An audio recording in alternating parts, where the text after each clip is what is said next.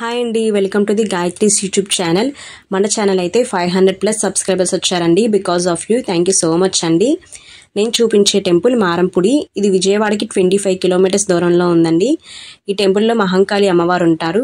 మొక్కుకున్న మొక్కులు తీర్చుకోవడానికి లేదా ఏదైనా వెహికల్స్ కానీ కొత్తవి ఆర్ సెకండ్ హ్యాండ్ ఏదైనా కానీ ఆ వెహికల్ పూజలు చేయించుకోవడానికి ఇక్కడికి వస్తూ ఉంటారండి. టెంపుల్ లోపలికి అయితే మొబైల్ అలౌ చేయట్లేదండి, అందుకని నేను బయట ఉన్న వ్యూ మొత్తం చూపిస్తాను. అలాగే ఇక్కడ ఏమేమి అమ్మవారి దర్శన సమయాలు అనేవి నేను క్లియర్గా ఇక్కడ బోర్డు మెన్షన్ చేస్తున్నానండి. ఎవరైనా టెంపుల్కి వచ్చే వాళ్ళు ఉంటే కనుక బోర్డు చూసుకొని బయలుదేరండి.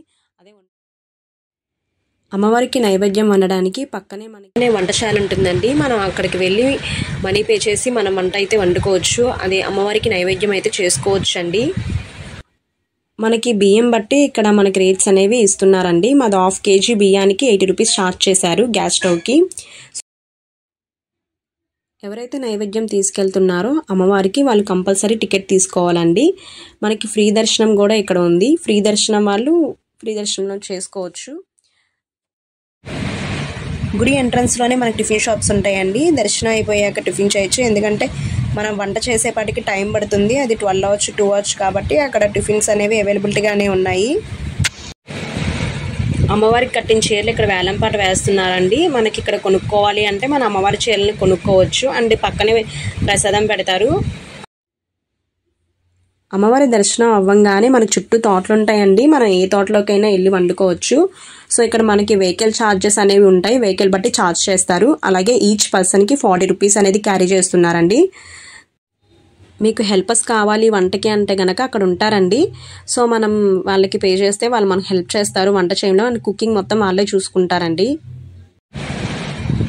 మా పెద్దమ్మ అత్తయ్య గంటి పట్టుకొని తిప్పేస్తున్నారు. సర్లే మనం కూడా వెళ్ళి ఒక హెల్ప్ చేద్దామని వెళ్ళాను. వాళ్ళేమో ఈవినింగ్ అసలే ఇంటికి వెళ్ళాలి, నువ్వు ఇటువైపు రాకమ్మా వెళ్ళి ఆడుకో అన్నారు. సర్లే వాళ్ళు అంత అభిమానంగా చెప్పాక మనం వెనక తప్పుతుందా. మనకు అక్కడ షామియానా అన్నీ ఉంటాయండి. ప్రతిదానికి ఛార్జెస్ ఉంటాయి. సో మనకి వాటర్, ప్లేట్స్ అండ్ మనకి అల్లం వెల్లుల్లి పేస్ట్ కానీ ఏమైనా కావాలి అంటే కనుక షామియానా వాళ్ళు ఇస్తారండి. వస్తున్న వాళ్ళు వస్తున్నట్టే ఉన్నారండి. మాది 2 o'clock కల్లా మా లంచ్ అయిపోయింది. 2 to 3కి అలా వస్తూనే ఉన్నారు, వండుకుంటూనే ఉన్నారు. సో ఆ రోజైతే అసలు గుడి ఖాళీ లేదండి మేము వెళ్ళిన రోజు. మనం వండుకున్న ఆహారం అయితే అక్కడి నుంచి మన ఇంటికి తీసుకొని రాకూడదండి, అక్కడే తినేయాలి. లేదా మనకి ఫుడ్గా ఎక్స్ట్రా మిగిలిపోతే అక్కడ ఉంటారండి, ఎవరైనా వాళ్ళకి ఇచ్చేయచ్చు. సో ఫుడ్ అయితే వేస్ట్ చేయొద్దు. మీకు ఈ వీడియో యూస్ఫుల్ అని అనిపిస్తే కనుక కొంచెం లైక్ చేసి సబ్స్క్రైబ్ చేయండి. అలాగే ఇంతకు ముందు వెళ్ళిన వాళ్ళు ఉంటే కామెంట్ చేయండి.